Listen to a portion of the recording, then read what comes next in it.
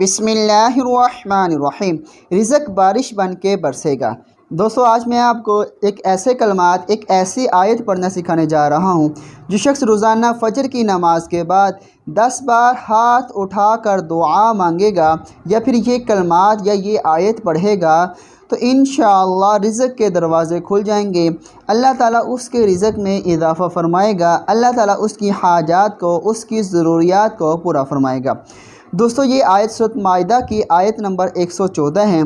آپ نے فجر کی نماز کے بعد ہاتھ اٹھا کر اس دعا کو مانگنا ہے، پھر اللہ رب العزت سے اپنی حاجات مانگنی ہے تو انشاءاللہ اللہ تعالیٰ آپ کی حاجات کو، ضروریات کو پورا فرمائیں گے۔